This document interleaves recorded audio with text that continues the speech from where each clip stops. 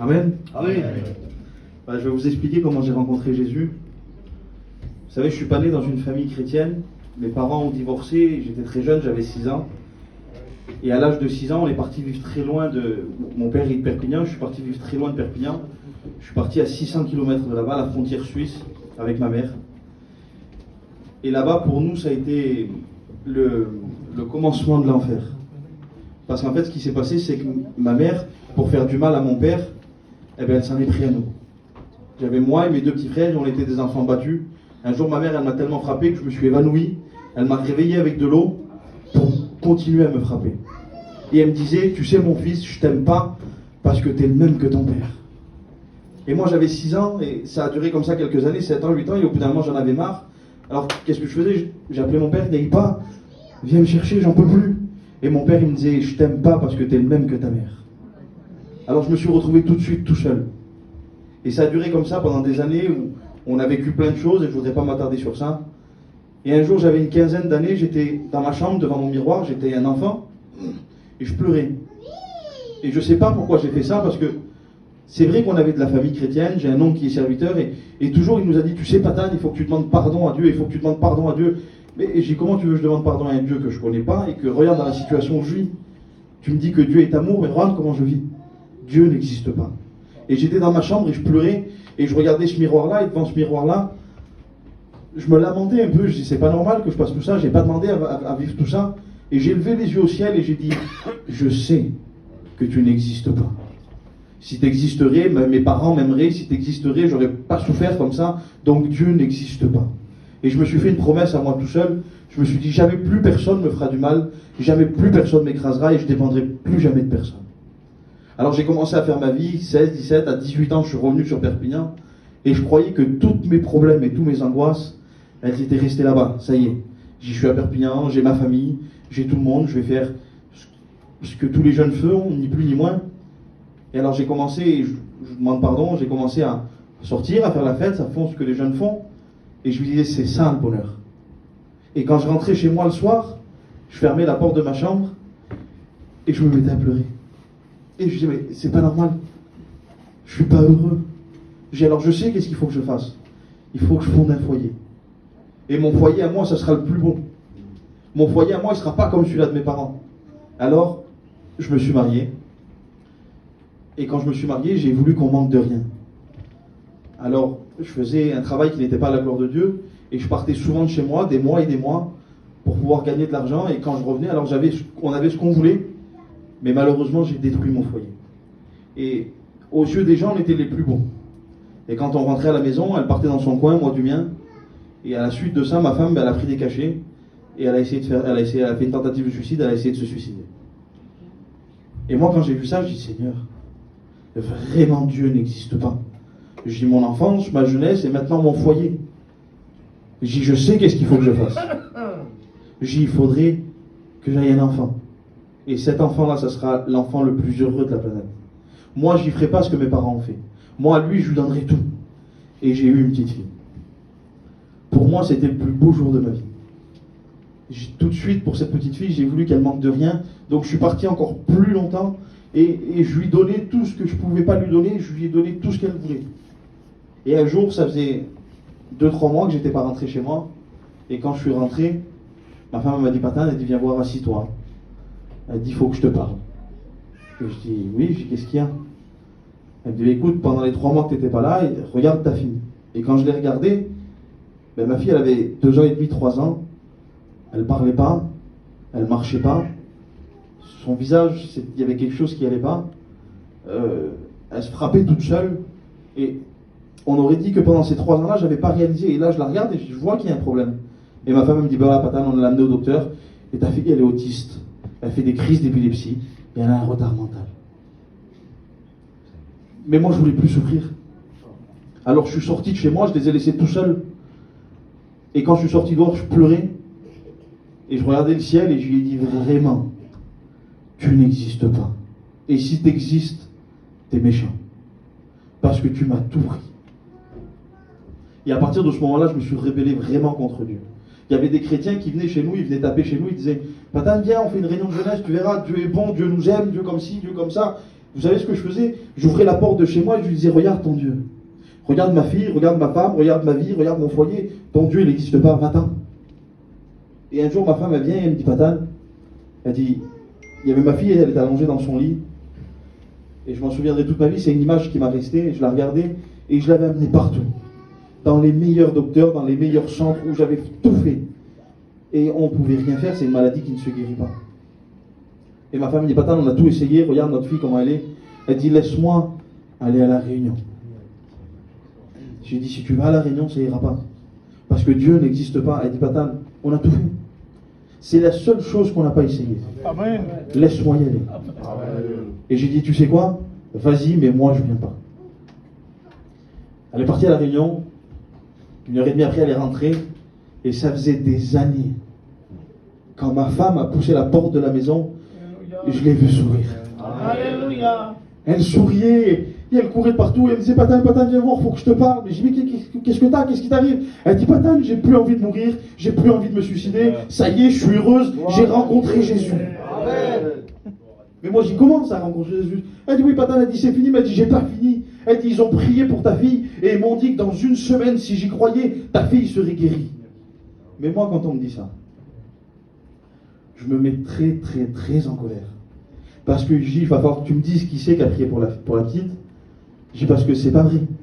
Dans une semaine, elle ne sera pas guérie. Et dans une semaine, toi, parce que là, maintenant, tu y crois, tu vas refaire une dépression. Et tu vas vouloir te ressuicider. Je dis, qui c'est qui t'a dit ça? Elle me dit, c'est tel pasteur. Ben, je dis, c'est quand la prochaine réunion? Jeudi. Ben, je dis, moi, jeudi, je vais à la réunion. Et aujourd'hui, je le dis à ma honte. Je dis, quand je rentrerai dans l'église, je taperai le pasteur. Je dis, parce qu'il vient de détruire ma vie. Alors, les jours ont commencé à passer. Et je disais à ma femme, jeudi, la réunion, hein? Elle me disait, oui, je sais. Et je trouvais ça bizarre. J'ai commencé à se faire qu'elle me dit pas, non, Patan, arrête, fais pas ça, ça fait là, je sais pas quoi. Je dis, c'est pas normal.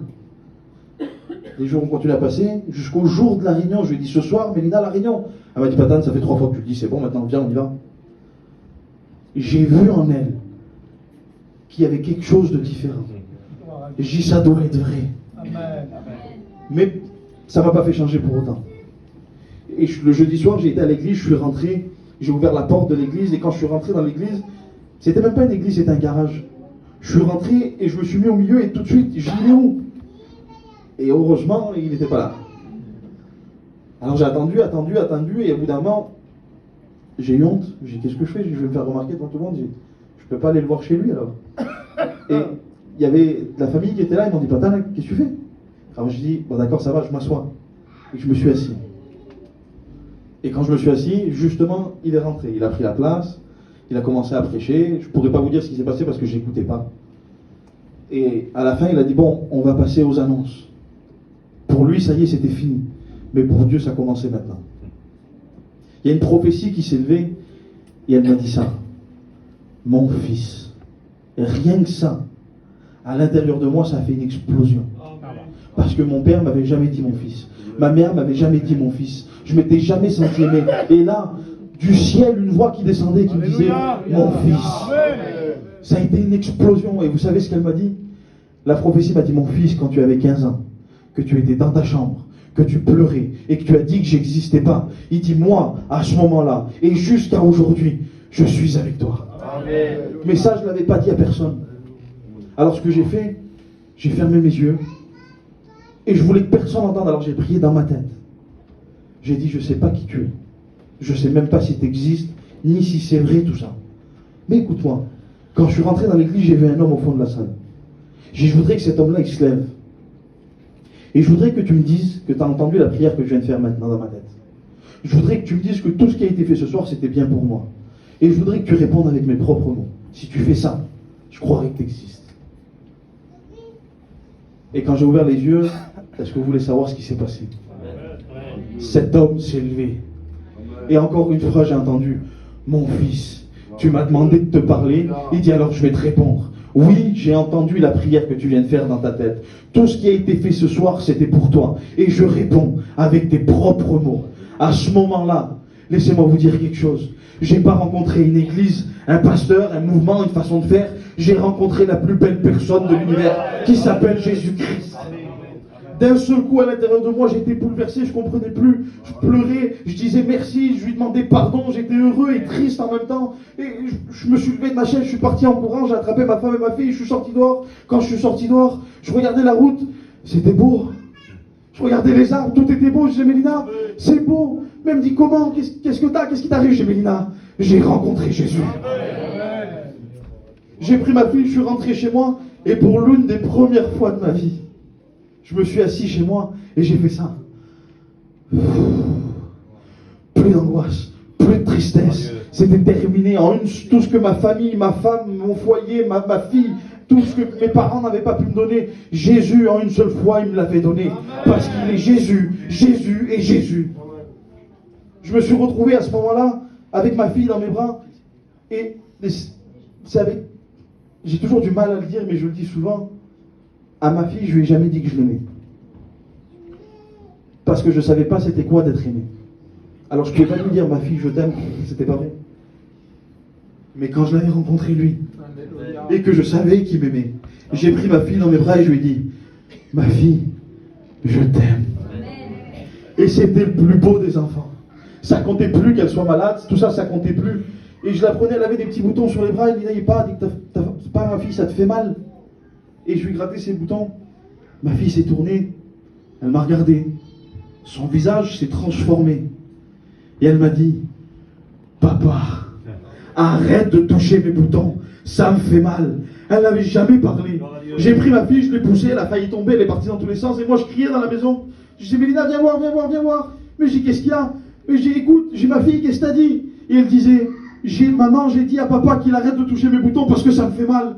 Mais j'ai dit, Mélina, qu'est-ce qui se passe? Elle dit, Patan, elle dit, regarde l'horloge, c'est minuit passé. Aujourd'hui, ça fait 7 jours. Amen. Quand Dieu dit quelque chose, il le fait tout le temps. Quand Dieu dit quelque chose, il l'accomplit toujours. Alors je me suis levé, on a pleuré, on a dit merci à Jésus, et le lendemain matin, j'étais fier. Alors j'ai été au centre où ma fille était suivie. Et quand je suis rentré dans ce centre, vous savez, à l'entrée, il y a toujours des jeux. Et là, il y avait comme des petites tasses de café. Ma fille, elle est rentrée toute seule en marchant, comme une fille de son âge. Elle a poussé la porte, elle a pris les petites tasses de thé, elle a été vers le docteur, elle faisait semblant de remuer le thé. Et elle a dit, bonjour madame, vous voulez du café? Le docteur, il disait, monsieur, c'est impossible. Impossible, impossible. Mais moi, je savais qu'on possédait le Dieu de l'impossible. C'était fait. Il dit, monsieur, laissez-la là toute la journée. Il dit, on va refaire tous les examens. Il dit, demain, on comparera. Mais monsieur, attendez, demain, on regardera les résultats. Alors, je suis parti. Le lendemain, je suis revenu dans ce centre. Et quand j'ai poussé la porte de ce centre, je voyais tous les docteurs qui s'occupaient de ma fille, tous les psychiatres, ils étaient tous là. Et je les voyais applaudir. Bravo, bravo, bravo. Et bien, je me dis, non, qu'est-ce qu'ils ont? Bravo, bravo. Il dit, monsieur, je ne sais pas comment vous avez fait. Je ne sais pas ce que vous avez fait. Il dit, vous savez, il dit, nous, monsieur, on est des docteurs, on croit à la science. Il dit, mais aujourd'hui, je veux bien croire que Dieu existe, parce qu'on est en train de vivre un miracle. Votre fille vient d'être guérie d'une maladie qui ne se guérit pas. Il dit, mais monsieur, j'ai pas fini. Moi, j'en avais assez, hein, je voulais partir, ça y est, c'était terminé. Il dit, monsieur, j'ai pas fini. Il dit, votre fille faisait des crises d'épilepsie. Il dit, même si on en fait une seule, et 50 ans après, on n'en a plus fait, il y a une trace. La maladie, cette maladie-là laisse une trace. Il dit, monsieur, non seulement votre fille est guérie, mais en plus, il n'y a plus aucune trace de maladie. C'est comme si elle n'avait jamais été malade. Ça, Église, c'est le Dieu qu'on possède. Ça, Église, c'est le Dieu qui est ici. Quand je suis sorti de ce centre, j'ai pris ma fille et ma femme, je suis parti dehors, et je pleurais, je disais merci à Dieu parce que j'étais devenu une nouvelle personne. J'avais un nouveau foyer. Ma fille était complètement guérie. Et j'ai dit à ma femme, j'ai dit, Mélina, j'y jette 2 morceaux de linge comme ça dans la voiture et on s'en va passer 2 jours quelque part, il faut qu'on se retrouve tous ensemble. Mais ma voiture, j'avais cassé ma voiture, alors j'ai été voir, et je me suis fait prêter une voiture. Et sur la route, je remerciais Dieu. J'étais heureux. Je regardais dans le rétroviseur ma fille, elle était là au milieu, elle souriait.